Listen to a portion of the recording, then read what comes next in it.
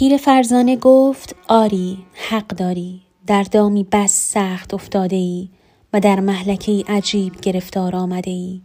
به ظاهر نه راه پس و پیش داری و نه امکان زنده بودن، اما به هر صورت بر خدای خود توکل کن و بنشین که من هم اینجا نزد تو میمانم. شاید بتوانم برای تو تدبیری کنم. بازرگان بخت برگشته و پیر فرزانه با زنجیر غزال در دست هر دو کنار هم نشستند، با این تفاوت که پیر فرزانه چشم بر دوردست دوخته بود و بازرگان غمگین دیگر آینده‌ای برای خود نمی‌دید. مدتی گذشت، از عفریت خبری نشد، اما آن دو مرد و غزال زنجیر برگردن پیر زالی را دیدند که در دوردست قلاده دو سگ سیاه داشت و به سوی آنها می آمد. بازرگان از پیر فرزانه پرسید آیا آن که می آید همان عفریت است که چهره عوض کرده؟ پاسخ شنید نه، او هم آدمی زاده‌ای مثل ماست. پیر زال از راه رسیده هم همان سؤال را از بازرگان کرد که مرد فرزانه پرسیده بود و همان پاسخ را هم شنید و نظر او نیز همان گفته پیر فرزانه بود که ای مرد، در دامی بس سخت افتاده ای که نه راه پس و نه راه پیش داری و نه امکان زنده ماندن. اما من هم نزد شما میمانم، شاید که به لطف حضرت حق بتوانم چاره‌ای بیندیشم و گرهی از کار فروبسته تو بگشایم. ریزش قطرات اشک از چشمان بازرگان ترسیده و هستی عمر از کف داده نقصان گرفت و اندکی آرامش یافت که ناگاه پیر دیگری را دید که سوار بر قاطری به سوی ایشان می آمد. پیرمرد سوار بر قاطر نیز سؤالش همان سؤالهای پیر فرزانه اولی با غزالی همراه و پیر زال دومی با دو قلاده سگ سیاه بود. پاسخ پیرمرد سوم هم که هنوز بر پشت قاطر نشسته بود همان جواب دو مردی بود که قبلا سر راه خود با مرد بازرگان قرار گرفته بودند. اما هنوز پیرمرد از قاطر خود پیاده نشده بود که ناگهان غباری سهمگین به هوا برخاست و گرد و خاک آن چنان بود که دیدن خورشید را در آسمان مشکل می نمود. سرانجام از میان آن غبار تیره عفریتی هولناک که تیغی از فولاد آب دیده در کف می فشرد پدیدار شد و تیغ کشیده بدون توجه به آن سپیر مرد به سوی مرد بازرگان رفت و گفت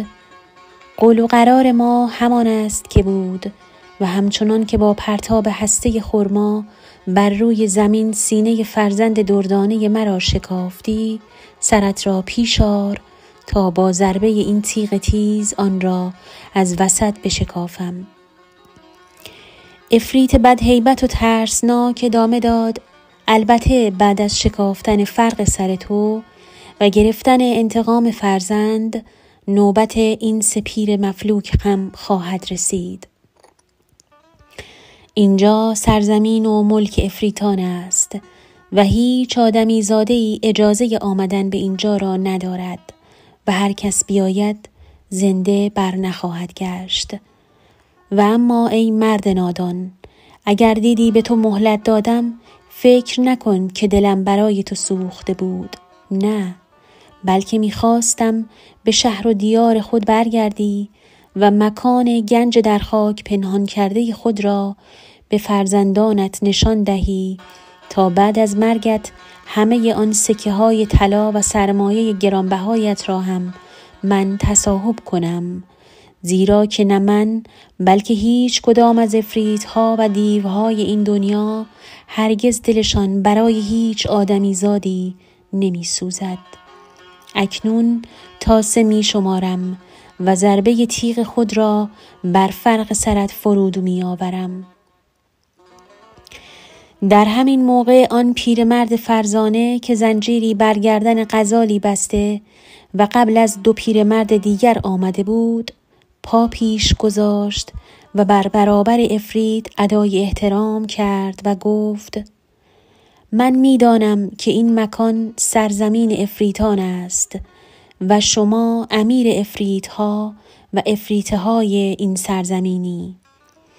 با اینکه می‌دانم بعد از کشتن این مرد بازرگان تیغ تیزت بر سر ما 3 نفر پیر و فرتوت بیدفاع هم فرود خواهد آمد، اما از شما خواهشی دارم. عفریت که معلوم شد امیر آن سرزمین است پرسید: ای پیر مرد، زود بگو خواستت چیست؟ پیر فرزانه گفت: ای امیر عفریتان، آیا می دانی که ماجرای من و این غزال که زنجیری به گردنش بسته دارم ماجرایی است بی‌نظیر و شنیدنی که هرگز تا کنون مانندش را نشنیده ای؟ اما خواهش من از تو ای امیر عفریتان این است که اگر داستان را شنیدی و دلنشینی و جذابیت آن مفتون و شیدایت کرد، قول بدهی از 1/3 خون این مرد بگذری و فعلا هم با او کاری نداشته باشی، چون اگر از داستان خوشت آمد هنوز 2/3 خون این تاجر باز هم از آن توست و اگر اراده کنی همچنان می توانی تیغ تیز خود را بر سر او بکوبی. امیر عفریتان با شرط پیر فرزانه موافقت کرد و گفت: قبول می کنم، فقط 1/3 خون این مرد، نه بیشتر، و حالا تعریف کن. و اما ای ملک جوانبخت، بعد از آنکه امیر عفریتان پیشنهاد پیرمرد فرزانه را پذیرفت، پیر داستان خود و حکایت غزال را اینگونه آغاز کرد: ای امیر عفریتان و ای پادشاه دیوان، باید بدانی این غزالی که همراه من است و زنجیر به گردن او انداختم دختر عموی من است و از آنجا که عقد دختر عمو و پسر عمو را قبل از تولد در آسمان ها بسته اند، من و او که از کودکی در کنار هم بودیم و با هم بزرگ شدیم و به یکدیگر دل بسته بودیم، چون به جوانی و مرحله بلوغ رسیدیم پیوند زناشویی بستیم و به عقد یکدیگر در آمدیم، ولی هرگز صاحب اولادی نشدیم. و من که با تمام علاقه و عشق به همسر غم بی فرزندی آتش به جانم انداخته بود، بعد از 30 سال زندگی با این غزال یعنی دختر عمویم کنیزکی خریدم که اتفاقاً از آن کنیزک صاحب پسری شدم. دوستان و عزیزانم، امیدوارم که تا اینجای داستان 1001 شب لذت برده باشید. ادامه حکایت عفریت و بازرگان رو در شب‌های آتی برای شما روایت می‌کنم.